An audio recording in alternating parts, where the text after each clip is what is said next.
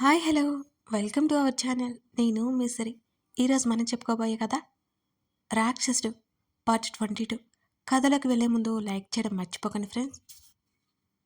ఎందుకు అంటే నిజంగా నువ్వు నన్ను ఇష్టపడతావని అనుకోలేదు. ఎప్పుడు అలా మనం ఉండలేదు కదా. ఈ ఫీలింగ్ బాగుంది అని కార్తిక్ చెప్తుంటే మౌనంగా ఉండిపోయాను. ఎందుకో ఏం మాట్లాడాలో అర్థం కాలేదు నాకు. సాక్షి ఉన్నావా? అతను పిలవగానే మెల్లిగా ఊకొట్టాను. ఏంటి మాట్లాడో మాటలు రావట్లేదా అని అడిగాడు. ఏం లేదు. పెళ్ళికి టైం తీసుకుందాం మనం. నాకు ఇప్పుడే అంటే కాస్త కష్టం అన్నాను నేను. ఓకే, నేను అర్థం చేసుకోగలను. టెన్షన్ అవ్వకు ఆదుర్దాగా అన్నాడు కార్తిక్. అంతలోనే తను ఏమనుకుంటాడని భయం వేసింది. Karthik, I'm really sorry. పెళ్ళి అనగానే కాస్త కంగారేసి ఏదేదో మాట్లాడేశాను అని అంటుంటే, నాకు సిస్టర్ ఉంది సాక్షి. ఆ మాత్రం తెలుసు సాక్షి. తను పెళ్ళప్పుడు ఎంత కంగారు పడిందో భయపడిందో చూశాను నేను. నేను అర్థం చేసుకోగలను అని మృదువుగా చెప్పాడు కార్తిక్. కార్తిక్‌తో నా లైఫ్ నిశ్చింతగా ఉంటుందని నాకు నమ్మకం వచ్చింది. కాసేపు ఎంగేజ్‌మెంట్ ఎక్కడో ఆ విషయాలు మాట్లాడుకున్న తర్వాత కాల్ కట్ చేశాను. నేను చేస్తున్నది కరెక్టేనా? కార్తిక్‌ని పెళ్లి చేసుకోవడానికి రీజన్ ఏంటి? ఆదిల్ అంటే భయమా? కార్తిక్ అంటే ఇష్టమా? లేకపోతే కార్తిక్ అన్ని విధాలా నాకు తగినవాడానా? ఏమో నాకు తెలియదు. నా ఎంగేజ్‌మెంట్‌తో అందరూ హ్యాపీగా ఉన్నారు. అది చాలు అనిపించింది. నేను ప్రశాంతంగా ఉంటే ఆ రాక్షసుడు ఊరుకుంటాడా? సరిగ్గా అదే సమయంలో కాల్ చేశాడు. నేను లిఫ్ట్ చేయలేదు. కాసేపు తర్వాత ఏదో ఆడియో రికార్డ్ పంపించాడు.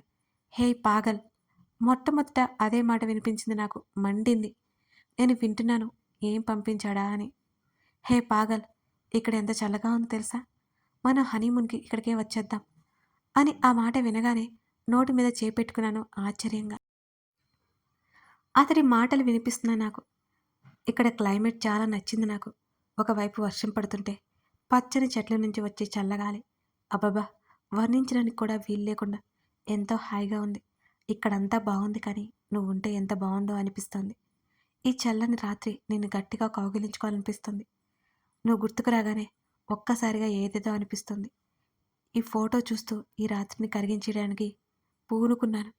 రాక్షసి! కొంచెం కూడా జాలిలేదు నీకు. I miss you and I love you. Adil చెప్పుకుపోతున్నాడు. తన మాటలు వింటూ అలాగే ఉండిపోయాను. ఆడియో కట్ అయిపోయింది. కాసేపు ఈ లోకంలోకి రాలేకపోయాను. అంతలోనే తేరుకొని చిరాగ్గా మారిపోయాను.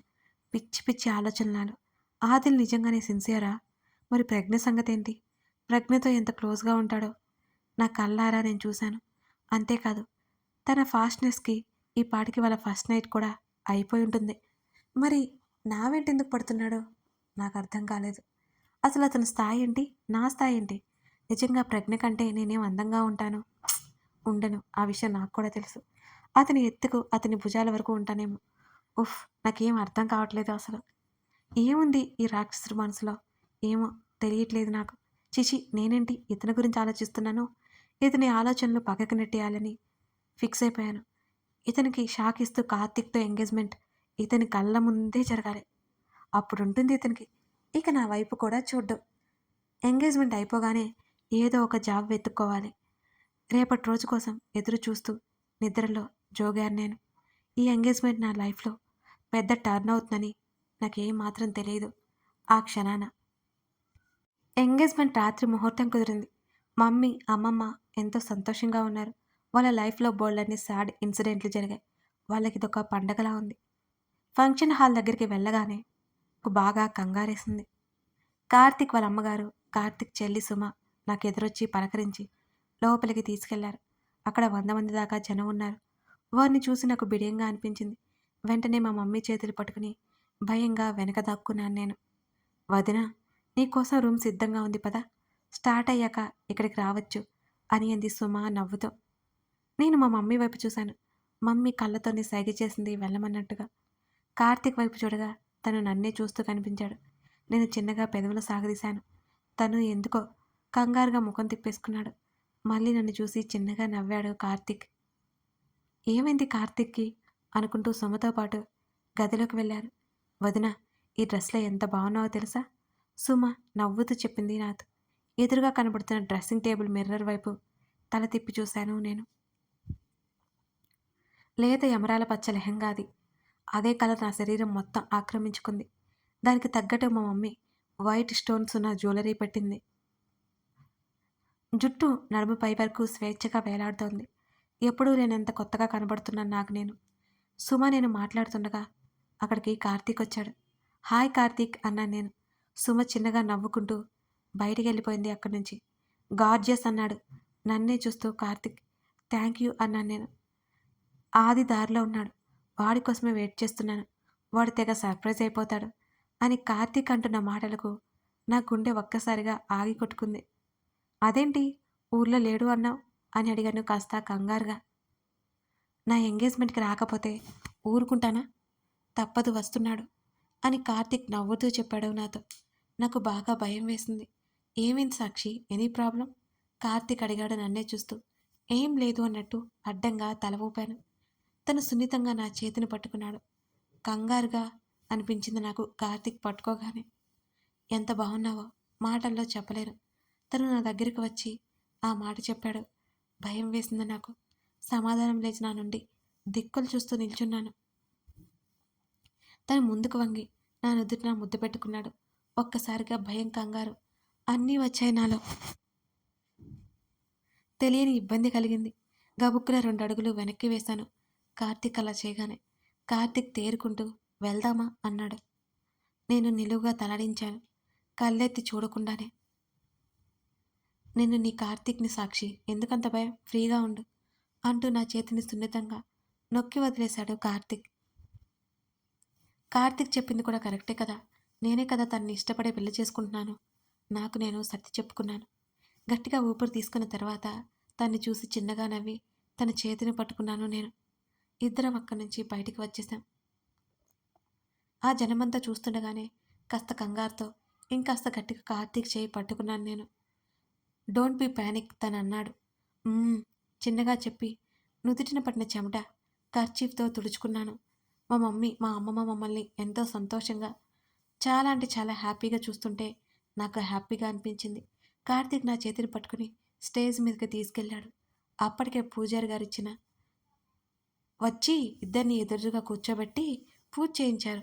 కార్తీక్ తరపున వాళ్ళ చెల్లి, వాళ్ళ హస్బెండ్, మా తరపున మా మమ్మీకి తెలిసిన ఆంటీ, అంకుల్ వాళ్ళిద్దరూ తాంబూలాలు మార్చుకున్నారు. ఆ తర్వాత అంతా క్లియర్ చేసి ఇద్దరికి అక్కడ కుర్చీలు వేసి కూర్చోబెట్టారు. కార్తీక్ ఫోన్ తీసుకుని ఆదిల్కి కాల్ చేశాడు.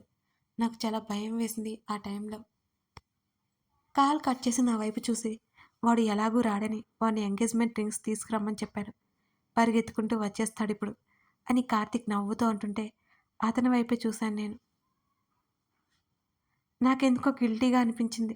కార్తీక్ని నేను ఏమార్చట్లేదుగా. లేదు లేదు, పూర్తిగా నా ఇష్టంతోనే పెళ్లి చేసుకున్నాను. కార్తీక్ స్థానంలో మరొకరుంటే అసలు ఈ ఎంగేజ్మెంట్ వరకు వెళ్ళేదాన్ని కాదుగా. కార్తీక్ అంటే నాకు ఇష్టమే. ఆలోచించుకుంటూ నా ఆలోచనకి కుదిరపడ్డాను.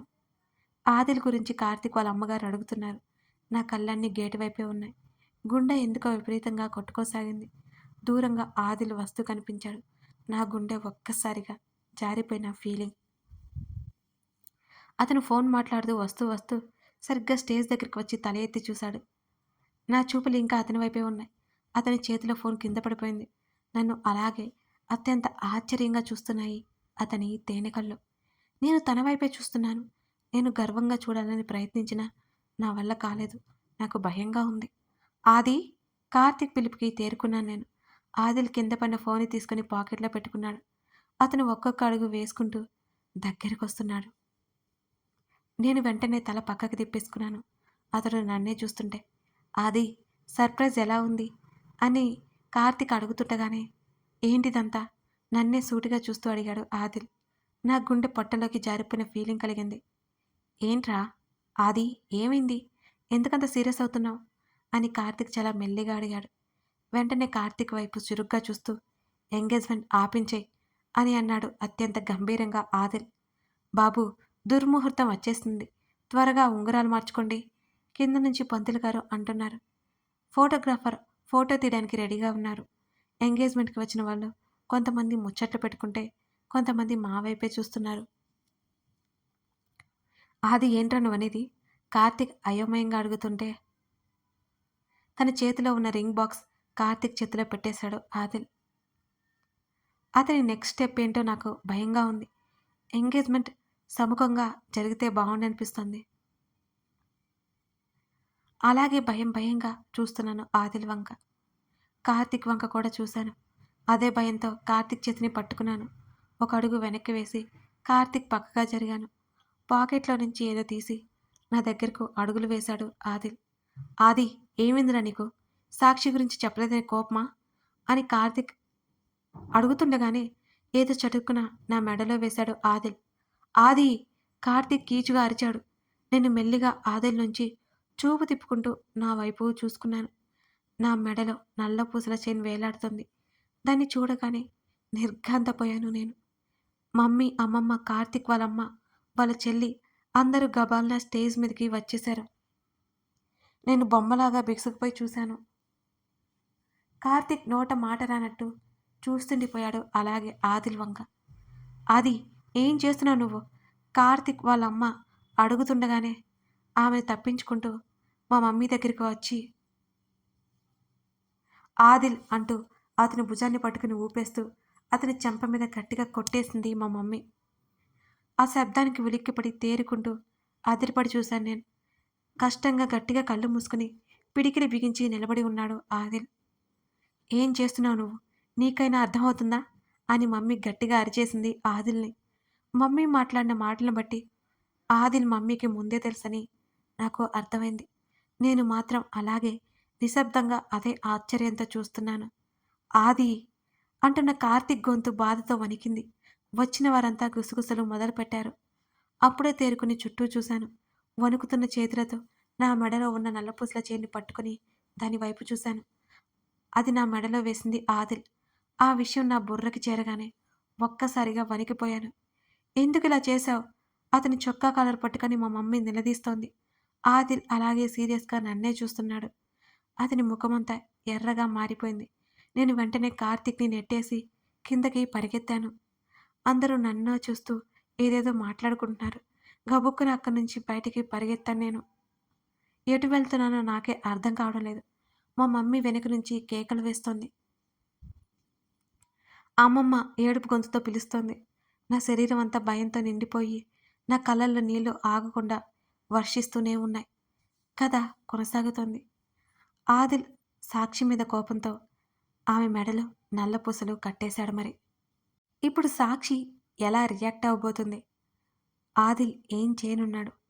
కార్తీక్ రియాక్షన్ ఏంటి? సాక్షి, ఆదిల్ ఒకడే అవ్వబోతారా? లేదా? ఇవన్నీ తెలుసుకోవాలంటే మన కథ తర్వాత భాగం చూడాల్సిందే. కథ నచ్చితే లైక్ చేసి కామెంట్ చేయడం మర్చిపోకండి ఫ్రెండ్స్. అలాగే మరిన్ని కథలకై మన ఛానల్ని సబ్స్క్రైబ్ చేసుకోండి. Thank you.